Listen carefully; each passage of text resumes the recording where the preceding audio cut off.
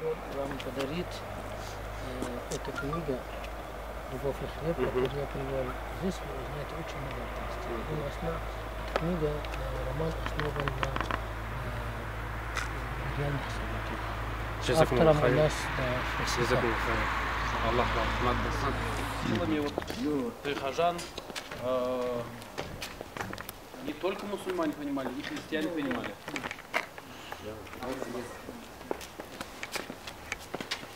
Вы все время здесь жили, да, в то время? Нет, я 5,5 лет, как меня сюда перевели. А вы откуда? Я с Кузнецкого района. Шукат. Не покажите дорогу. Спасибо. Да, давайте, старший. Да. Ну. Камиль, иншаллах, будущий муадзин, доктор Басам из Палестины. Он, альхамдулилля, сегодня у нас здесь выставка проходила. Альхамдулилля. А сейчас едем, да? Да. Здесь у нас доктор флаг. Это ЦДУМ России, где руководитель у нас шейх Калгат. Флаг, вы уже, наверное, знаете историю флага.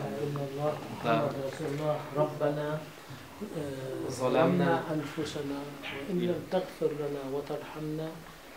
Флаг символизирует полностью историю распространения ислама. То есть в каждом аяте наверху, то, что было написано, это период пророка алейхиссалату вассалям. Зеленый, который уже идет после, это распространение ислама после пророка. Это сахабы, табиины, таба табиины. Потом идет черная полоса, это революция, революционные моменты. И в каждом строчке написано аят именно по тексту Корана. То есть как бы приводится к этим основополагающие доказательства того, что во времена пророка, алейхиссалям, это недолго, 63 года он прожил, мир ему, это всего лишь короткий, и там написано то, что было рассвет и распространение ислама. Потом шахада, и после шахады, свидетельства, тоже идет аят, в котором значит распространение ислама не только в Аравийском полуострове, да, а уже по всему континенту. Это сподвижники, это табиины, это таба табиины.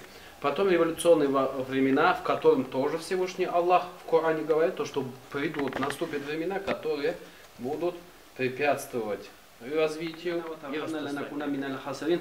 То, что были люди, которые притесняли хасарин, золем, то есть плохие люди были, которые вероотступники, да? Несправедливые. Совершали несправедливость. Невежество это все распространяли. Зеленое это уже момент, когда коммунизм закончился, и в начале 80-х, да, 90-х годов ислам тоже начал распространяться, развиваться. А белое это, иншаллах, наше будущее, хоть и маленькое, но все мы проживаем здесь, знает только Всевышний Аллах, да, сколько. Поэтому у нас будущее у мусульман, у верующих людей, какие бы веры ни были, верующих, иншаллах, это по милости Аллаха. Молим и вызываем Всевышнего, чтобы был вечный. Иерусалим, Аллах бетонесу Израиль, Палестина берниде. И история же гласит, нам показывает о том, что многострадальная палестинская земля после провозглашения независимых государств, альхамдулилля, что именно наша страна, Российская Федерация, была из числа первых, кто признала. На сегодняшний день в Совете ООН находится больше 190 стран мира, да? И большинство из них, это где-то, если не помню, где-то в районе 140 стран признали, альхамдулилля. 134. Это большинство, да? Это уже большинство, альхамдулилля. Мы молим Всевышнего, находясь в этой прекрасном храме, чтобы Всевышний Аллах вам, вашему народу, иншаллах, дал светлое будущее, надежда на жизнь, надежда на процветание, развитие вашего народа. Большое спасибо за ваши добрые слова, за ваш патриотизм, за вашу веру сильную в Бога. Хочу сказать, что без поддержки мусульманов и без поддержки России палестинцам не победит Америку и Израиль. Потому что Израиль это Америка. Да. Вот поэтому мы всегда надеемся на вашу поддержку. Для нас это очень важно. Альхамдулилля. Иншаллах, в дальнейшем будем укреплять, развивать, иншаллах. Я Баракаллаху обязательно фейкум. приеду на открытие. Открытие, иншаллах, медресе, и мы вам заранее. Объединить людей. Миссия, вот вы показываете самый лучший пример, какой должен быть мусульманин. Вот это самый лучший, который всех любит. Не разделяет, он объединяет, он помогает, он поддерживает. Ну, ваша миссия божественная. Иншаллах, как и говорил же Пророк, алейхиссалям, каждый из нас в этой жизни является пастухом за свою паству. Муж в доме, имам в селе, в районе, вот, глава отдельно, глава государства отдельно, то есть каждый будет давать за все. А это великая миссия. Лучше этой миссии нет ничего на свете. Так что спасибо, что у нас день завершается именно дома. Здорово, да. Спасибо, Так должно спасибо, быть. что вы уделили Спасибо. время, Спасибо. приехали. Это наш дом. Очень здорово. Нам очень приятно. Такой не забываешь никуда. Ладно? Рахмат, удачи вам. Рахмат и спасибо, да? Рад был встрече, знакомству и надеюсь, что мы в октябре с вами еще встретимся. Обязательно. Конечно, увидимся. Все, Все, все хорошо. Спасибо. Ассаламу алейкум.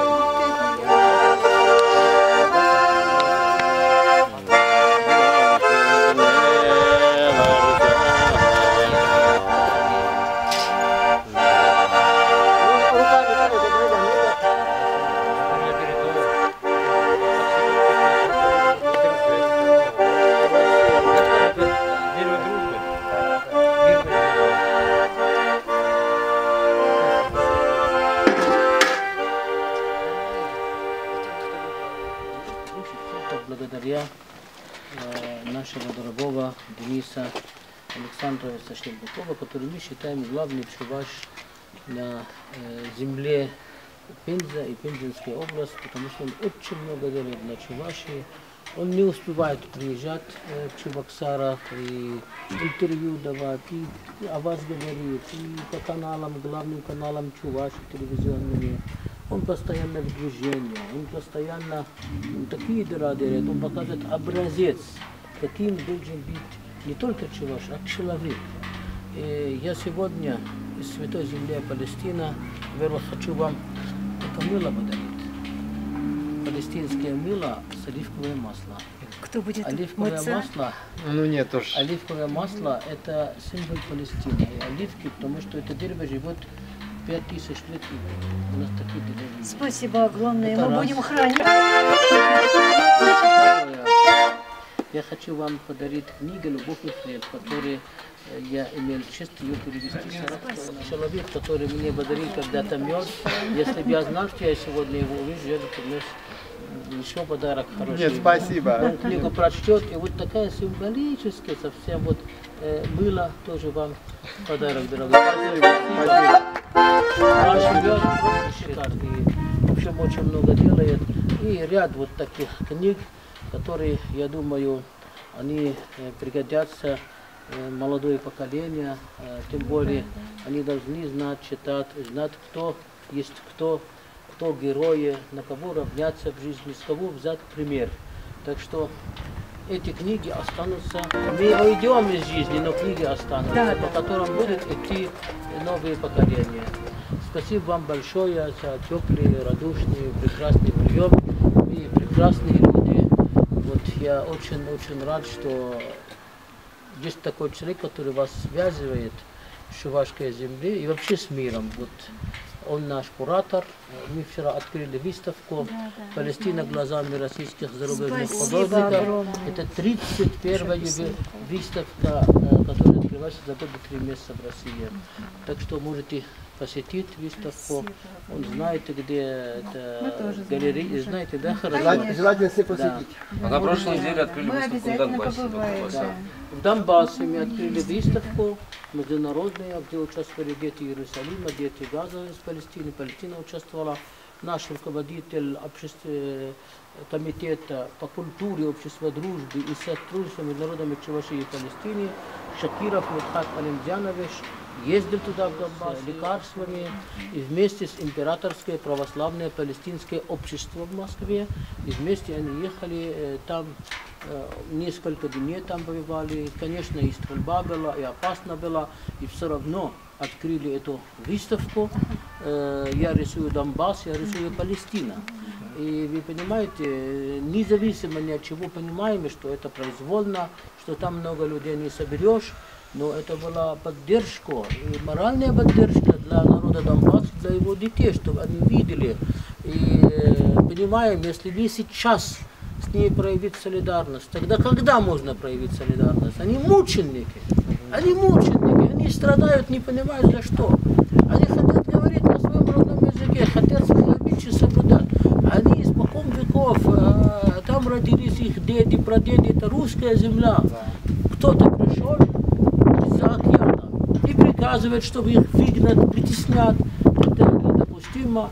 Мы очень надеемся, что народ, братский народ Донбасс, очень скоро уже все там закончится, и будем к ним ехать туда и организовать выставки, и принимать их у себя, и будем дружить, будем поддерживать. Иначе зачем вообще мы живем? Если не будем солидарны с друг другом, не будем друг друга поддерживать, тогда смысл жизни нашей. Только что-то употреблять, только что-то кушать и все. Так животные то же самое так живут. Поэтому, что отличает человека от животных? Стремление человека к справедливости, к защите слабых людей, к защите нуждающих людей. Помогать братьях своих, независимо ни от чего, бескорыстно. И человек никогда не беднеет от того, что он дает. Наоборот, он богатеет. Чем больше он отдаст, он больше богатеет. Не то, что он чем больше употребляет, он больше богатеет. Нет. Как художники. Художники иногда скажут, я очень бедный, у меня ничего нет. Я говорю, как очень бедный? Если ты сидел 3 месяца, рисовал картину, а потом взял и подарил кому-то. Да, да. Извините, кто может свою зарплату трехмесячно кому-то Да, взять и да, подарить? да, Так что вы правильно. сами Такие щедрые, слова. вы художники, сами щедрые, сами прекрасные люди. А педагоги, что о них сказать? Они учат все профессии, все врачи, все инженеры, все экономисты, все строители, все поэты, писатели. Их обучают педагоги в школах. Я очень благодарен своим педагогам, которые учили меня первые буквы на русском языке, первые слова, благодаря которому я понял народов России, полюбили эту страну, полюбили этих народов, изучали их традиции, обычаи, культуры. А если я бы не знал язык, как я бы мог все это изучать? А когда ты изучаешь обычаи, традиции, культуры другого народа, ты еще больше станешь богаче. И ты начинаешь понять, что наше богатство в том, что мы разные все по своей культуре, обычаи, традиции, но мы все единые. У нас у всех кровь имеет один цвет, красный. Чувство боли, страдания, любовь, печаль, огорчение у нас у всех одинаково, независимо от цвета кожи, вероисповедания, национальность, паспорт и гражданство. Наша цель в этой жизни, мы пришли с одной единственной миссией – сделать наш мир лучше, добрее, более прекраснее, в котором будут жить наши дети, внуки, правнуки, и показать им правильный, светлый путь, в котором они должны идти. Спасибо вам большое. Спасибо вам большое. Знак благодарности. Знаете, что хочу я сказать? Земля круглая. Я вас запомнился годуя. И видите, Бог велел нам с вами второй раз встретиться. Я не думал, что вас уже еще раз встречу. Ну дай Бог, чтобы это не первая, не последняя встреча была. Чтобы еще раз встретиться. Мы вас благодарим за вашу инициативу Дениса Александровича, за его дела. Денис Александрович наш ученик, житель нашего села. Он много сделал для села, для школы.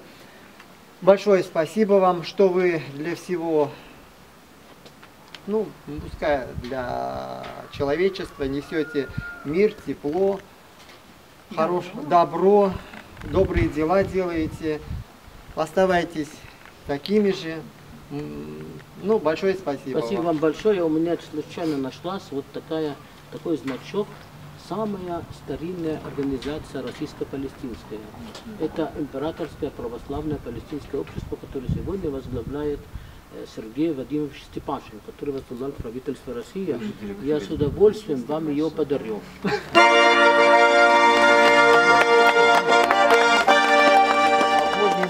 Мы вас как-нибудь приглашаем в школу, чтобы просто-напросто посидеть, поговорить, чем вы живете, чем мы живем, ну, С пообщаться. огромным удовольствием. Я в распоряжении нашего куратора.